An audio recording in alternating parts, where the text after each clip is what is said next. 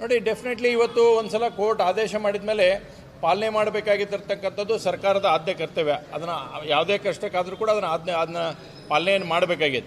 ಆದರೆ ವಿನಾಕಾರಣ ಇವತ್ತು ಈ ರೀತಿಯಾಗಿರ್ತಕ್ಕಂಥ ಹೇರಿಕೆಗಳನ್ನು ತಂದೊಡ್ಡ ಮುಖಾಂತರ ಮತ್ತೆ ವಿದ್ಯಾರ್ಥಿಗಳಲ್ಲಿ ಎಂದೂ ಕೂಡ ವಿದ್ಯಾರ್ಥಿಗಳಲ್ಲಿ ಯಾವುದೇ ಜಾತಿ ಮತ ಪಂಥ ಅಂತಿರಂಗಿಲ್ಲ. ಅದೇ ದೇಶದ ಪ್ರಧಾನಮಂತ್ರಿಗಳ ಸಬ್ಕಾ ಸಾಥ್ ಸಬ್ಕಾ ವಿಕಾಸ್ ಅಂತಕ್ಕಂಥ ಹೇಳಿದರೆ ಇಲ್ಲಿ ಮತ್ತೆ ಒಡೆದಾಳುವ ನೀತಿಯನ್ನು, ಅಲ್ಪಸಂಖ್ಯಾತ ತುಷ್ಟೀಕರಣ ಮಾಡ್ತಕ್ಕಂಥ ನೀತಿಯನ್ನು ಕಾಂಗ್ರೆಸ್ ಪಾರ್ಟಿ ಸರ್ಕಾರ ವಹಿಸ್ಕೊಳ್ಳೋಂಥ ಅಷ್ಟೇ ಅಲ್ಲ, ವಿದ್ಯಾರ್ಥಿಗಳಲ್ಲಿ ಕೂಡ ಮತೀಯ ಭಾವನೆಯನ್ನು ಬಿತ್ತತಕ್ಕಂಥ ಕೆಲಸಕ್ಕೆ ಇವತ್ತು ಏನಾದರೂ ಪ್ರಾಬ್ಲಮ್ ಆತಂದರೆ ಅದಕ್ಕೆ ನೇರವಾಗಿ ಕಾಂಗ್ರೆಸ್ಸೇ ಕಾರಣ ಅನ್ನುವಂಥದ್ದನ್ನು ಅಷ್ಟೇ ಸ್ಪಷ್ಟವಾಗಿ ಹೇಳಕ್ಕೆ ಇಚ್ಛೆಪಡ್ತೇನೆ.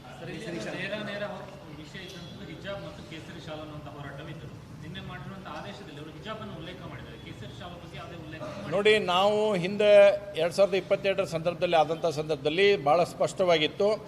ವಸ್ತ್ರ ಸಂಹಿತೆಯನ್ನು ತಂದ ಮೇಲೆ ಅಲ್ಲಿ ಹಿಜಾಬು ಬರಂಗಿಲ್ಲ, ಕೇಸರಿ ಶಾಲು ಬರಂಗಿಲ್ಲ ಅನ್ನೋದು ಸ್ಪಷ್ಟವಾಗಿತ್ತು.